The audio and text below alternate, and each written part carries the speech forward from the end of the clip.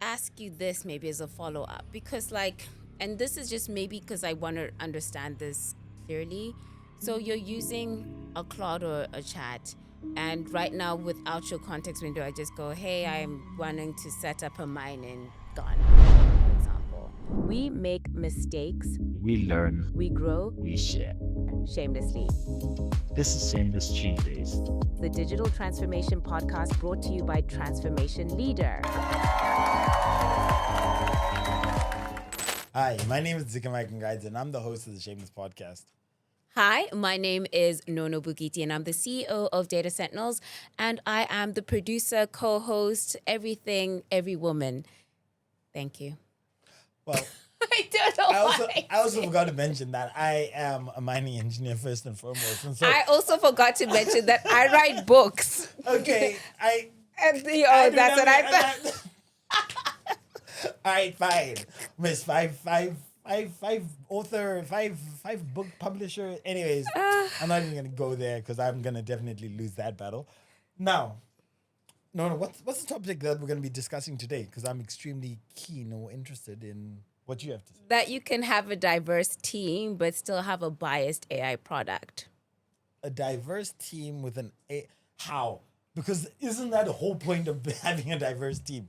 If you can have a diverse team, then and have bias in your then what's going on? Like surely you're missing the whole okay. Continue. So this is what I'm saying. I think that a lot of times when people talk about diversity, it's like a headcount thing. Oh, we need 50% females. We need 20% blah, blah, like, whatever the diversity mix is. But what's actually being interpreted in terms of like how you make the product, how you try to make the product unbiased. In 2018, there was a study around AI face recognition, and it made 0.8% incorrect aspects on light-skinned males, but like 37% incorrect on dark women.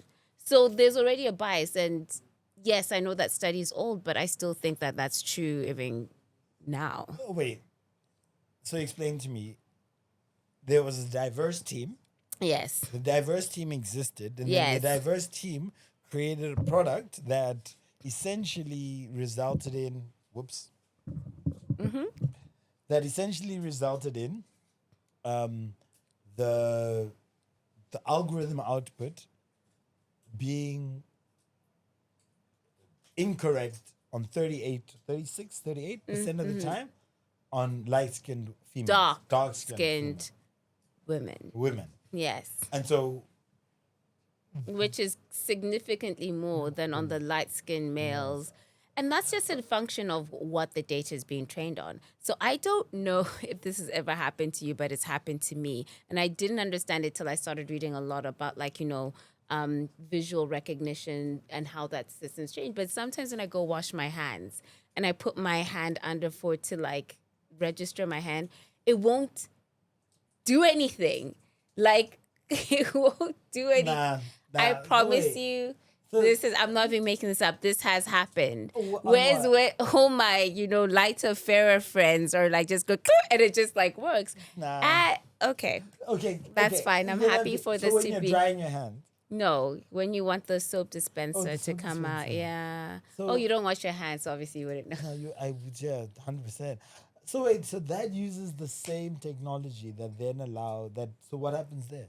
Well, as in, like, I'm not, like, if my hand is, I need to, like, do this for the light from this above to make my hand look lighter. Because, like, when it's just, like, normal, it doesn't register. But everyone, you haven't seen this? This is actually a real thing. As in published? Yes, it is published. I'll find the link. And say things. Oh sometimes my gosh. you say things, and the I way know, that you say them, I know. you say them like they're facts. But meanwhile, it's just an opinion that you've had. And look, I can't help that I'm a strong, confident woman. For all the strong, confident women out there, don't let them oppress you. I'm just saying, you're the one who said. You are, that is true. But I will bring that link and I will share it with everybody on here.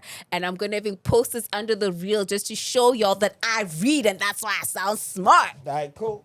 I'll be waiting for that. Yes. But then you talked about 37% incorrect assignment, and it's a 2018 article. Yeah, yeah. But my argument to you is that no, that's an old thing, 2018, 2026. Okay. Surely the models are like heads and shoulders above better now than they were then, and that is now an obsolete observation. Okay, so I will say that yes, 2026, things have improved.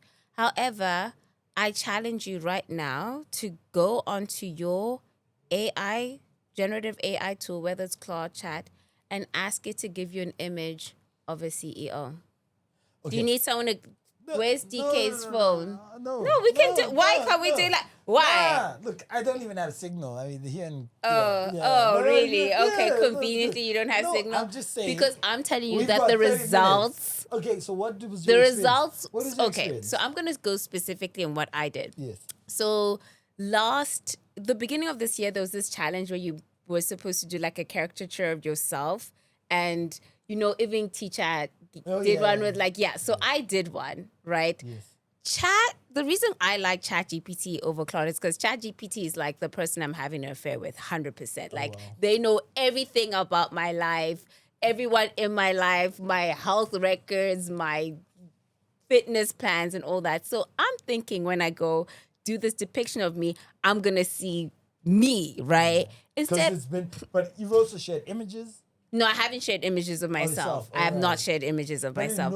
But I've shared like my your LinkedIn link, so it should have it somewhere, right? Yeah. It does the generation, and I am a handsome white male who at least has some coloring, so I'm not pale. Okay. Dark brown eyes, loved the hair color, very dark Okay. brown. And I'm like, this doesn't look like me. I'm like, chat, I'm a woman. Okay, so do the clearly, rest. like my inner soul must be like very masculine because that's why it made me White a man. masculine, yes, in a I code, really wanted to be black masculine, but Well, fine. that's fine. So I was like, hey, I'm a woman, and it turned me to like the sister of the guy, and I'm like, do you not know who I am? So I literally had to upload my image for it to like make me look like me, and it's very interesting because even now, right? To me, what it's signifying is that the people who are using the tool are still predominantly Caucasian males, right? So that's what's still feeding it, because the more we use the tool, like if more, black people are using the tool and showing images of themselves, then it maybe will come up more like diverse in terms of the outputs that it's giving. But the default is that. And I'm pretty sure that if you did that exercise today, right now, it would still show you, even if you use Claude, a white man So in 2026. So I got one question. I hear you Okay. completely. Do I need And that- proof? Because and that you've been that calling me out on everything I've been saying. I didn't call 'Cause you I out. can give didn't you even some call proof, out. yeah. I didn't call you out. I just literally asked for clarification whether or not you saying these things was a fact or whether it was It an is a opinion. fact. Okay, guys, this is what we're going to do. We're going to actually get DK to do the screenshot of what the result is for his. Okay? Yes, DK, and you're going to share it. No problem. Thank you. But I wasn't challenging you. I don't know how. I just don't want anyone to Quite think that I'm not truthful. Yeah, but I'm not saying that you. I was just. Okay, go So ahead. I feel like Kevin Hart when he was sitting with Michelle Obama. When Michelle is he Obama, sitting with Michelle They were having a Obama? discussion, and then like Michelle was just like, "I challenge you to this," and he's like, "I wasn't even trying to get a challenge," and she's like, "Challenge accepted." And I'm like, "Wait, what? I just got punked to now put a photo of challenge that I wasn't even looking for." You're I have to- welcome. and she did the same thing. Don't let these men get you down if you're strong. Anyways, so wild. Anyways, so then my Yeah. question now becomes about and now my first question is, do we want to currently right now in the conversation, do we want to break this out into the context conversation and really build that out? Yeah. Or do you want to really focus in on how to build, despite having a diverse team, how do you build difference in a thinking to supplement that diversity within your team? So diversity is not a function of only, gender, blah, blah, blah, but it's also a diversity in thought, a diversity in approach, diversity in some of these other things that might make it harder to work with people. Well, the way I look at it is that the tools are built. Yep. Right? Yeah. So we're going to be using them anyway, and I can talk to you about diversity. The cows come home, the tools are built, they're out there, right?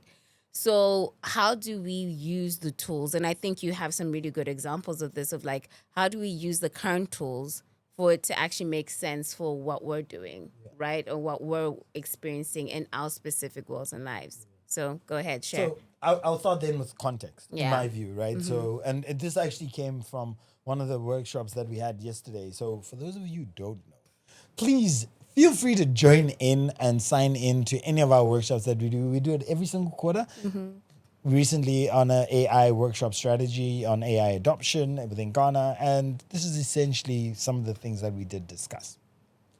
Going back to the actual podcast. Okay. So, what we were discussing in that podcast was absolutely in that workshop was very fascinating because context, training. You know, those are Yeah. things, right? So the context. So the reason why diversity is important, or how do we manage these tools that are already out there, is by ensuring that we either have a layer that manages the context, and then essentially ensures that the context in which we are working within is correct.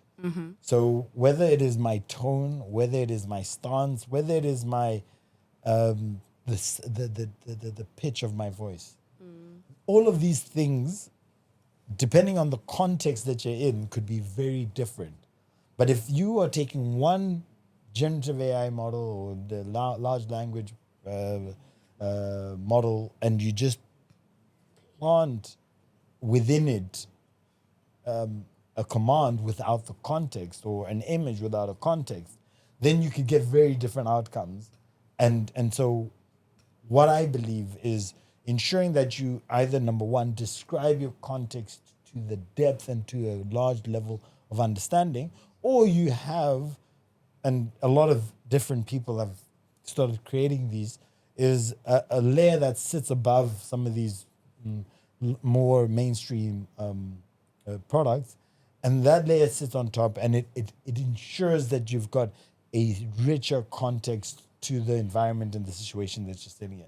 So I believe that in order for you to fight against the inherent biases that might live in a model, having a layer above it that can provide that context, and that context could be how business is done in a certain jurisdiction,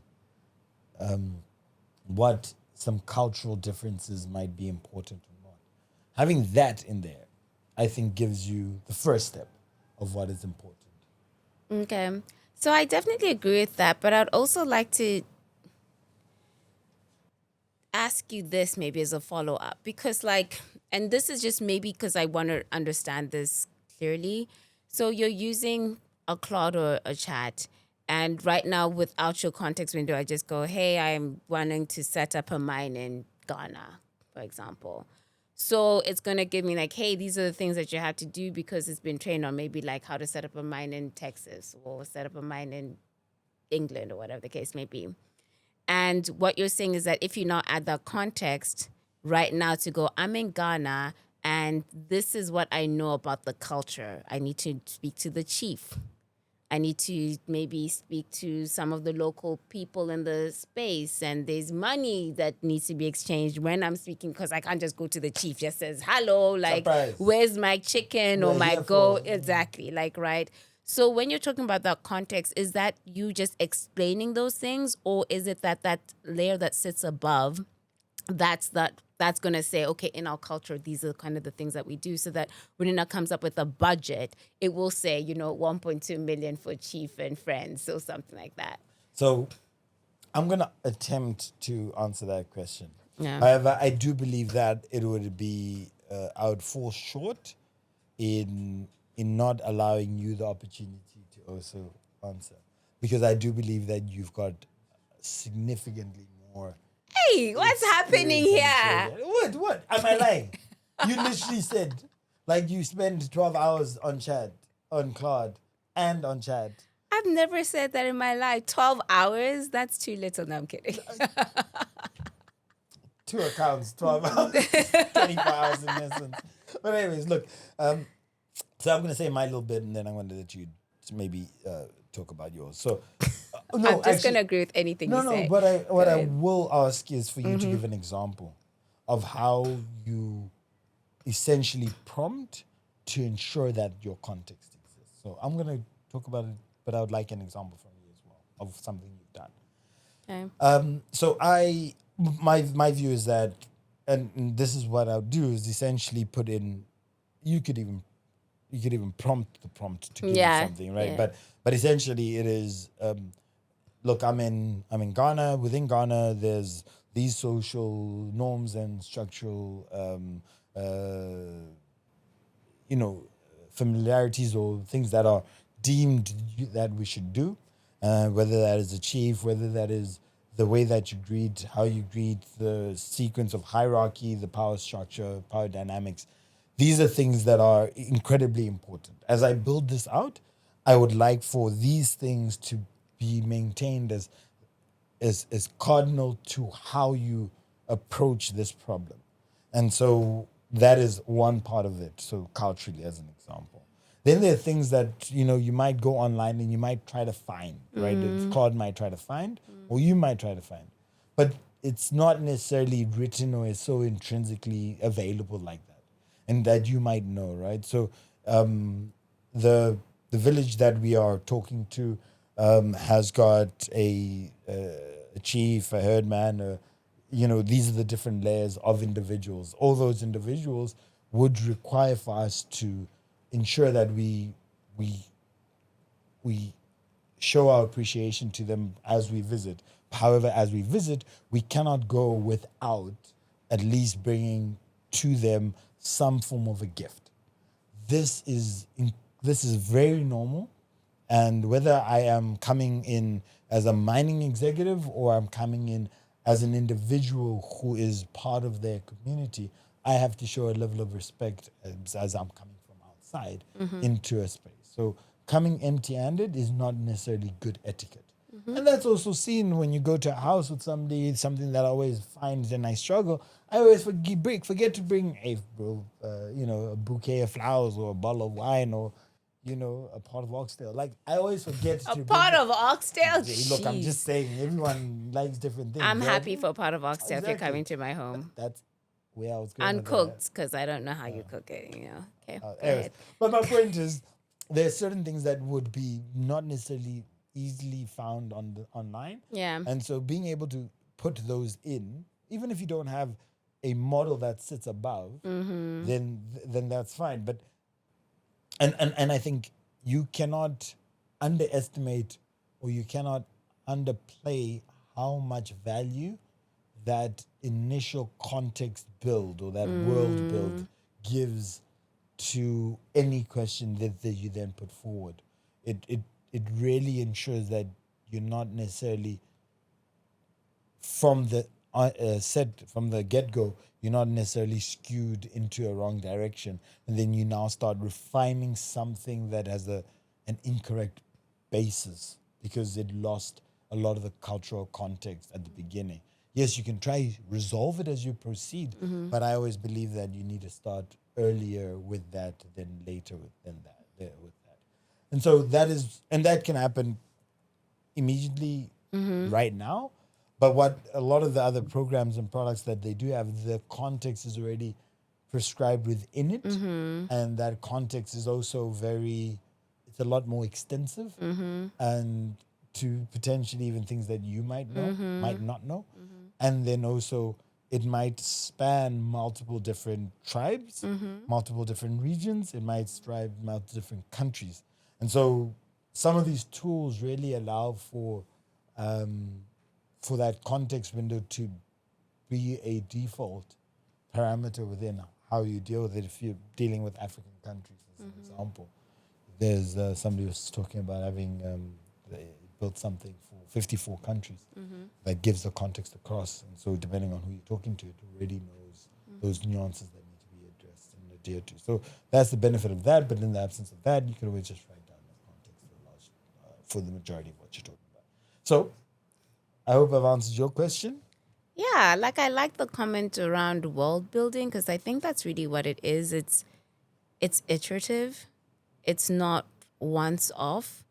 It's very spiritual is a word that someone used, and I like that because um, I think that a lot of times when we use AI specifically, you forget that it's a tool and that the person who yields the tool the best is actually the one that comes up as the king or queen. And when I think about you, when you're talking about like, you spend the time writing, like, okay, this is my context and stuff. So another way that you can do it is like you can create a project that kind of pulls from any data that you're using, right? So maybe you could search what are the cultures in Ghana that are out there that maybe been issued by the National History Museum of Ghana, and you can upload that in there. And you can upload like all these additional things that you might know, because the thing is, you are still a foreigner in Ghana. You are not from; these are not your people. The bad, like, is it not in a bad way? It's just like I don't you know. didn't. If you ask them, they'll be just like Robin Garay married from here, and so we're pretty much the Yeah, same. yeah, the brother. Yeah, And- yeah, the and- brother-in-law. Yes. favorite brother. Okay, favorite Yes. Anyways, brother-in-law, carry but on. still Yeah. in-law, right? So Favorite. there is something about like getting people who are in that space, who live in that space to go there. And that's why I go like, yes, some people will be replaced in AI and stuff, but they still great importance for digital transformation practitioners, because you're in the room, you're seeing those nuances, you're even catching like, oh, that they said that, and that's something that I should maybe ask about later on. And oh, they mentioned about the chief paying, like, oh, but we don't pay our chief, we do this differently, like, depending on where you are in Africa. So I do agree with everything that you said. I do think that spending more time on the foundation before you start now asking and prompting is the best way to go. Could you give me an example where you had to build that world and that put that context in, whether it was personal, whether it was professional, whatever it is? But I really would like to break it down in more detail as to how, and using an example that you've done, whether the iterations that you've done in order to actually get that prompt and that context in. Okay. Let me maybe talk about something very pragmatic that lots of CEOs could probably use. You are usually your decision bottleneck in your organization. People are coming to you with multiple, like, I have a team of people doing multiple different things, and sometimes they need me to answer questions for, to go, is it a yes or no or whatever. And what I decided is to try and create a decision matrix for me in Claude. So for the different functions in the organization, I believe in what we call a Bible or a business Bible. I think I've even spoken to you about like, do you have a business Bible for whatever? And you're like, what? I'm like, you need a business Bible. Because as you're working, so in the beginning, this is me, rookie Nono, like still trying to figure out my life.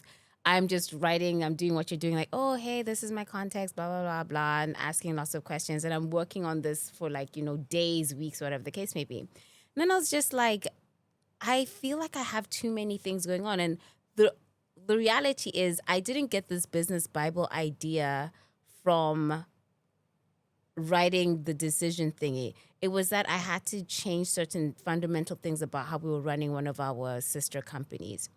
And Claude was like, do you want to put this in a Bible? And I'm like, what is a Bible? Like, I'm not trying to take anyone to church. Like, it's just work. And it's highlighted what it wanted to put it, because I was like, okay, what is this Bible? What's going to be in it?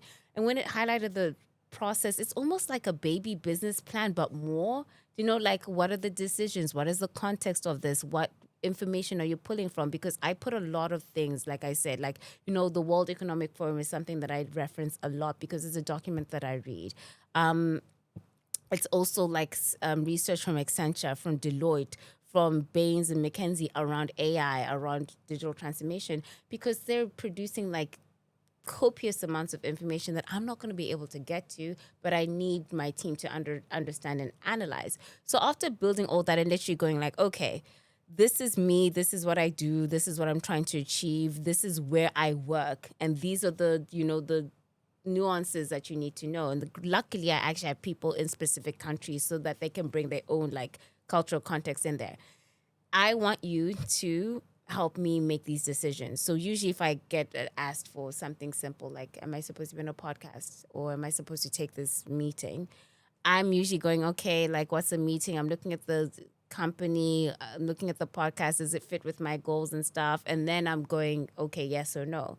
That takes too long. And like, I just don't feel like that's a decision I should be making. So I get the system to basically, I said no to these 5 podcasts. I said yes to these 3.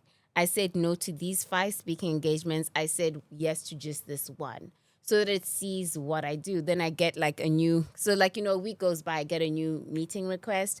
I put it in to test it because I'm not going to give it to the team before I test it myself. I'm like, oh, look at you, smart little thing. Another one comes. Okay, yes, it's still correct. Oh, this one's in the middle. Where's it going to go? And sometimes it's almost like your bodyguard, because it's going to be like, no, like, I know that this sounds like something you really want to do, but this doesn't make sense because of this other. And you're like, oh, wow. Okay, team, please use this as, instead of me making your decision bottleneck, you can literally, if someone comes in with a request, you can put it in there and use it. So that's a specific example of how I use that context window. And to build the prompts or the context itself, you will use A project. a project, so you can do it in a project. But do you also use different? Do you use Claude and then Chat? Do you use Chat to do the prompts?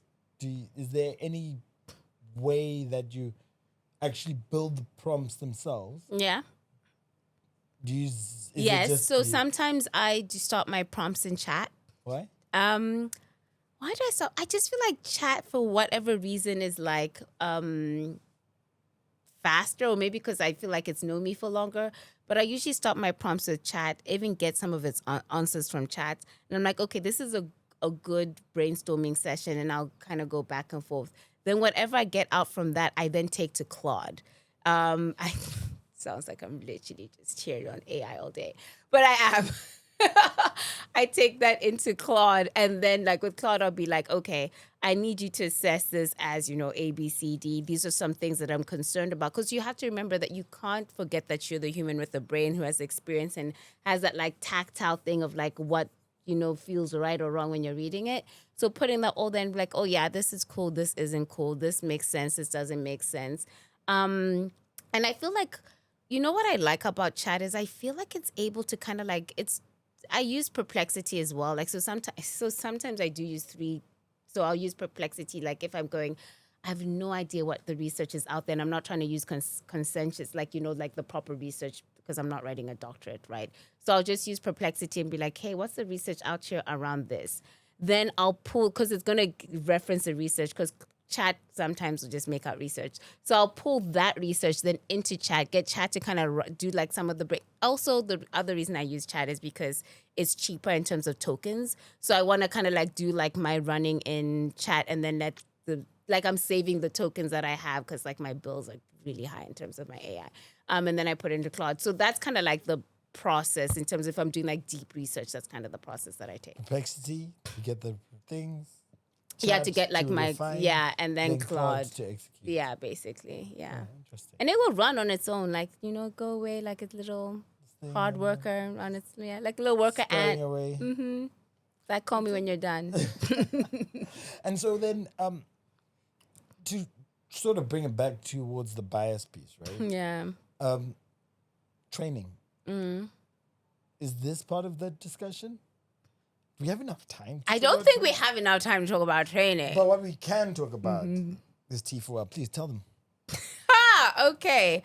Hi. So if you don't know about transformation, I don't know why I said hi. That was so like you haven't met me already. Yeah, Hi, I'm Nono. If you haven't met me again. Anyway, so Transformation Leader, we work with AI and digital transformation practitioners who lead and deliver AI and digital transformation projects in and around the globe. So if you're someone who is gotten the mandate to actually go think about an AI strategy, or gotten the mandate to make sure that you're able to implement and adopt this AI tool in your organization, you want to be part of Transformation Leaders community. The link is in the bio. We are accepting applicants all year round. Thanks.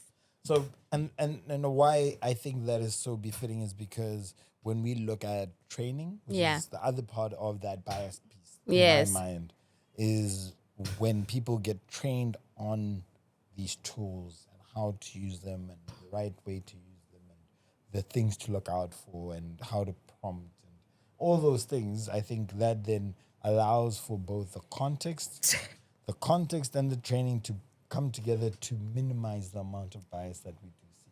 Is that fair? Yeah. Well, I've had so much fun talking about this stuff. I feel like I was attacked at some portion of that discussion, but we move on with life. Listen, if you're a strong woman. Thank you, DK. This podcast is brought to you by Transformation Leader. You can follow us at www.t4leader.com.